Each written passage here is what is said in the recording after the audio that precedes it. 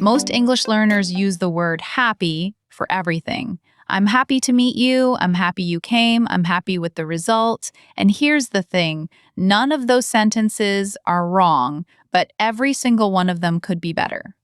Because native speakers don't use happy that way. Wait, really? So if I say I'm happy to meet you, that's wrong? It's not wrong, it just sounds a little young, like a child. Happy is the most basic word on a scale of 4. Happy, glad, pleased, delighted. And today we're going to learn exactly when to use each one. By the end of this episode, you'll never guess and hope it sounds right again. I love this. Okay, so where do we start? Imagine a ladder. At the bottom, you've got happy, just above it is glad, then pleased, and at the very top, delighted.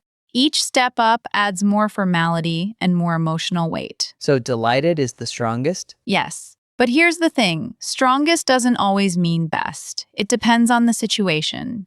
If you're at a casual party with friends and you say, I'm delighted to be here, people might look at you funny. It's too formal for that context. Oh, I can picture that. So what's a good rule of thumb? Think about it like this. Happy is for everyday situations. Glad is slightly more polite and often used for specific events. Pleased is professional and formal. Delighted is for really meaningful or exciting moments or very formal written communication. Okay, give me some examples. Real ones. All right. Let's say your friend calls you and says, Hey, I'm having a party tonight. Can you come? You say, Sure, I'd be happy to come. That's natural, simple, casual. Okay. And if I want to use glad? Same situation, but maybe the friend is someone you haven't seen in a while. You say, I'm so glad you invited me. I haven't seen you in ages. It sounds warmer, more personal, like you're genuinely happy about the specific event. I see. So glad is more targeted? Exactly. Glad connects to a specific reason. You say, I'm glad you called or I'm glad you made it. It's about a particular moment. Happy is more general. I'm happy could mean about anything or nothing. That makes so much sense. What about pleased? Pleased is your professional word. Imagine you're in a meeting and your boss says, Great work on the report. You say, Thank you, I'm pleased with how it turned out.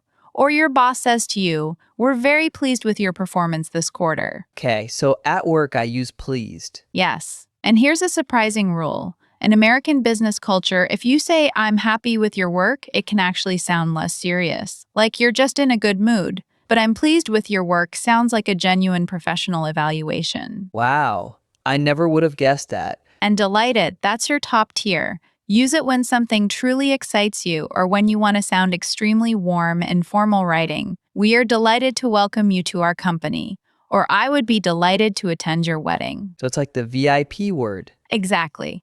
Now, Leo, I want you to try something. Tell me you're happy I'm teaching you this, but use all 4 words at the right formality level. Okay, I'm happy you're teaching me this because I'm learning so much.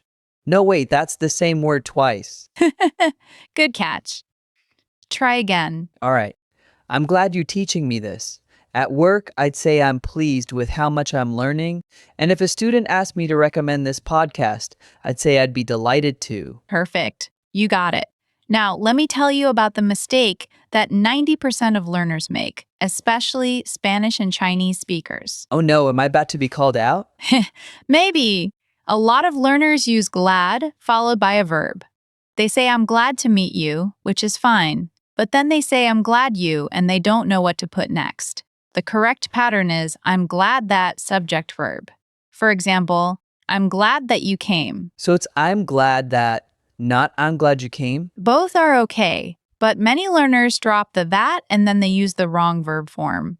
The important thing is, after glad, you need a full clause. I'm glad you're here. I'm glad we talked. Not I'm glad you came happy, or something like that. Got it. Full sentence after glad. Yes. And one more thing. Pleased and delighted often take the preposition with or to. I'm pleased with the results. I'm delighted to meet you. Don't say I'm pleased for the results. That's a very common error, for Arabic speakers especially. I've definitely said that before. Pleased for, that sounds wrong, now that you say it. It does, right? Small preposition, big difference. Now let's do a real-life scenario. Imagine you're at a job interview. The interviewer says, Thank you for coming in today. What do you say? I'm happy to be here. That's okay. But the more professional version is, I'm pleased to be here, or even better, I'm delighted to have the opportunity to meet with you. Whoa, that sounds much more confident. It does. Now imagine you're at a friend's house for dinner. Your friend says, I'm so glad you could make it. You say, I'm happy to be here. perfect. That's the right level. Friendly and natural. Okay, so in casual situations, happy is fine. In professional situations, pleased. For exciting news, delighted. What about glad? When should I use it? Think of glad as your go-to word for responding to someone's good news. Your friend says, I got the job. You say, I'm so glad for you. That sounds warm and natural. I'm happy for you is also fine, but glad feels more connected to that specific moment. I'm going to use glad more often. I think I've been overusing happy my whole life.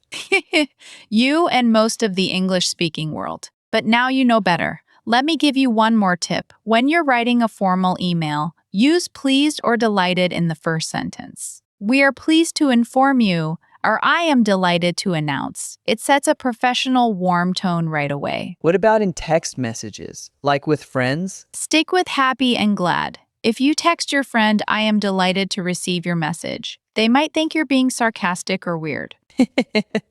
That would be strange. Okay, so let me try to summarize. Happy is general and casual. Glad is for specific situations and responding to good news. Pleased is for professional and formal contexts. Delighted is for really exciting moments or very formal writing. You nailed it. And here's the most important thing, don't overthink it. If you're in doubt, happy is always safe, but now you have options. And having options is what makes you sound like a native speaker. I love that. Before we go, can you give us one more example of each word in the same situation? Sure. Imagine you go to a restaurant. The waiter brings your food. You could say, That's so helpful. Now I'll never order food the same way again. that's the goal. All right, it's time for the practice round. I'm going to say a situation, and you choose the best word, happy, glad, pleased, or delighted. Okay, I'm ready. Situation 1. Your coworker tells you the team finished the project early. I'm pleased that we finished early. Perfect. Situation 2. Your best friend just got engaged. I'm so glad for you. Beautiful. Situation 3. A formal email to a new client saying you're excited to work with them. We are delighted to begin working with you. Excellent. And situation 4. Your neighbor invites you to a casual barbecue. I'd be happy to come. You're a natural. See how each word fit the situation perfectly? That's the power of knowing these distinctions. I never realized how much I was limiting myself with just one word.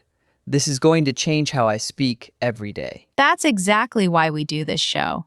And remember, today's rule is match your word to the situation. Happy for casual, glad for specific, pleased for professional, delighted for exciting. I'm going to write that down. And if you want to practice more, head to the comments and write one sentence using delighted. Leo and I will check them and give you feedback.